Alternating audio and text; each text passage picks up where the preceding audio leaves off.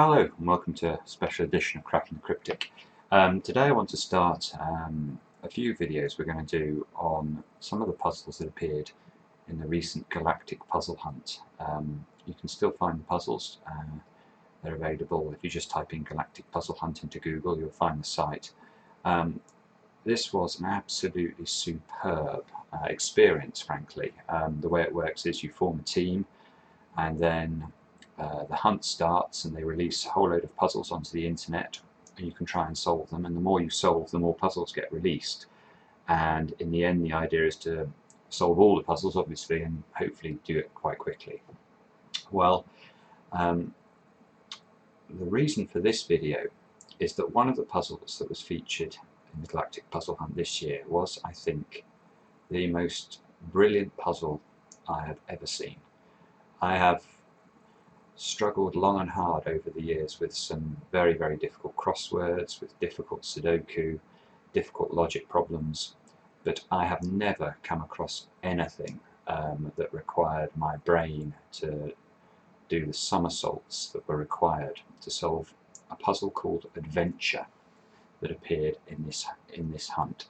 So what I want to do is to take you through this puzzle. This video is going to be in two parts. I'm hoping that one of my teammates will actually record the second part, which is going to be about how to solve this puzzle. I'm simply going to show you how to, I'm going to talk to you about how to get to the main part of the puzzle. So how do we do it? Well, you can see on the screen these were some of the puzzles that appeared, and there's the puzzle Adventure. Let's click on it and see what we see. So we see you are in a large square room with a giant letter E engraved in the floor. In the middle of the room there is a blackboard. Next to the blackboard is a small button. The blackboard in this room is empty. A monkey pops its head out of the ceiling and says some things, and there are some exits to the northwest, etc., etc. And what you can do is you can navigate around the maze. So, you know, if we type in northwest, for example, there we go to a different room. This time there's a D on the floor. There's nothing on the blackboard again, and another monkey's popped out, and he said something different this time. He said if we start typing instructions including spaces, then the spaces are ignored. Whatever that means. And you can carry on, and we go west again. We find a Y on the floor. West again, another monkey pops out. Says something about including an I in a command will cause the remainder of your command to execute only if the blackboard in the current room is empty. We're starting to get into the sort of mind-boggling territory now. And yeah, we keep going around and we keep getting instructions from monkeys, and we keep finding different letters on the floor. Well, what could all this mean? Well, eventually we came up with the idea that we seem to be moving around the letters of a keyboard.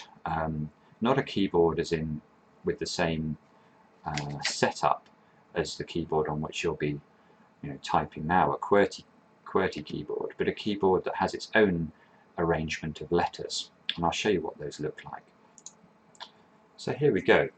If you plot the letters that you find in each of these rooms, you end up with a keyboard that looks like this. Now, for those of you that don't know how Puzzle Hunt puzzles work, the idea is to distill whatever you get given into a single English word or phrase. And so that's what we're aiming to do looking at this. This isn't the hard part of the puzzle, by the way, but we have to try and come up with something from this arrangement that means something to us. And eventually, you might come up with the idea of trying to overlay this on a real keyboard and to see how the letters correspond. Now, if you did that, this is what you'd find. Okay, so hopefully you can see it's the same layout of the sort of game keyboard there, with the QWERTY keyboard laid over the top in purple. And the red things that you can see there are indicating that monkeys popped out in those rooms and gave us an instruction. So now we have to figure out what to do. And one thing you might do, you might want to pause the video even if you think you have an idea, and see if you can work out what the next part of the message is. But if you work through the letters on a QWERTY keyboard from A through to Z, you'll find that the letters that correspond to the QWERTY letter A, for example, would be a T, the letter B here would be a Y, the letter C would be a P, so it seems like we're starting to spell a word. And in fact, if you work through it, you get an instruction, which is type the same thing on both keyboards. Now, this is where it starts to get complicated. Now, in order to understand the full scope of the problem that's going to emerge, we need to list some of the, well, all of the instructions that the monkeys give when you're moving around the maze. You eventually get all of the monkey messages, and I've listed them on the screen here. So you can see any of the directions. That's all possible. If you press P, the monkey says that it presses the button in the current room. T writes the remainder of the line to a blackboard in the current room. R reads from the blackboard, executing its contents as if you entered them as a single line in the text adventure. Now that's an incredibly important instruction. So by reading blackboards, depending on what we've written on the blackboard, we're able to move around the maze further and press buttons further if that's what we want to do. And then there's a series of logging commands that I don't think we need to go through in order to understand the puzzle. The key things we need to understand are that basically we're able to move around, we can press buttons in rooms, we can write things on blackboards, and we can read things on blackboards. And whenever we read things on blackboards, we are forced to obey the commands that we would read out. So, how does that all help us here? So we can see we're in this large square room with a giant letter A engraved in the floor. In the middle of the room there is a blackboard. Well, and next to the blackboard is a small button. Well, you might think, well, if I press the button, perhaps I type the letter. Let's try it. P, let's press it. And it says game reset. Now, eventually, after a lot of trial and error, what you find is that there's only one situation when the game doesn't reset. And that's if the first time you press a button in the game world, it corresponds to the first key that you typed when you were navigating the maze originally. So let's think about how that might work. If the first thing I did when I entered the game, and this game is reset, so this is a totally fresh game, is to go northwest.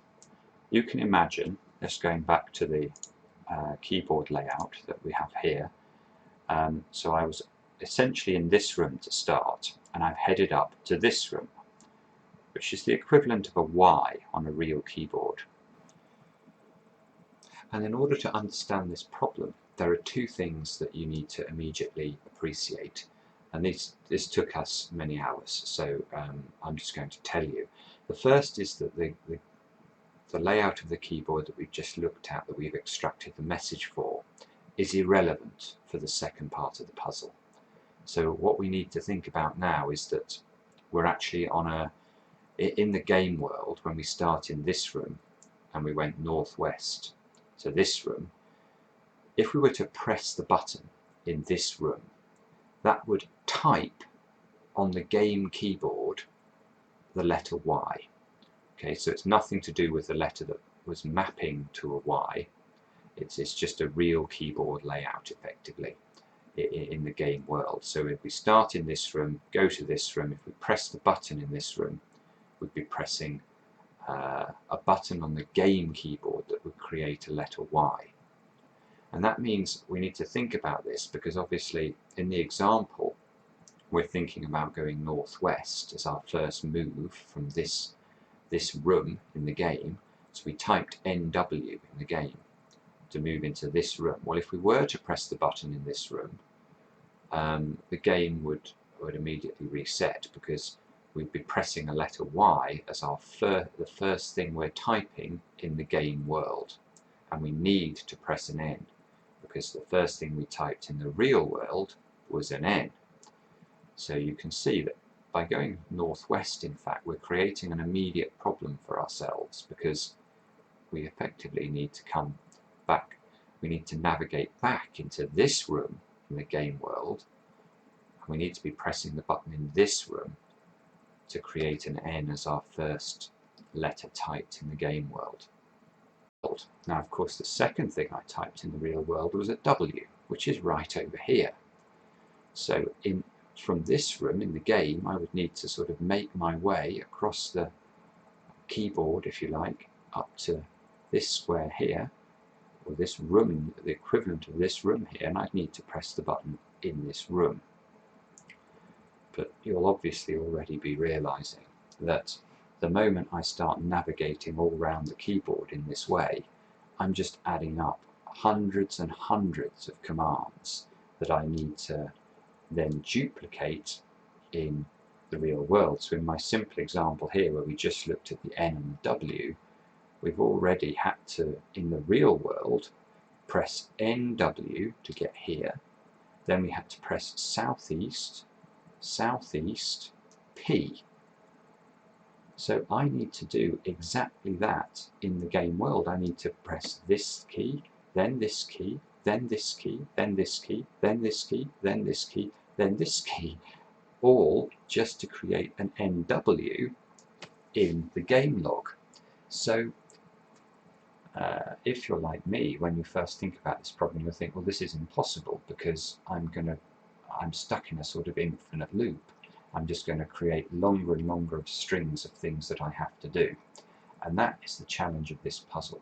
Can you think of a way of creating something that will allow you to start unwinding this huge length of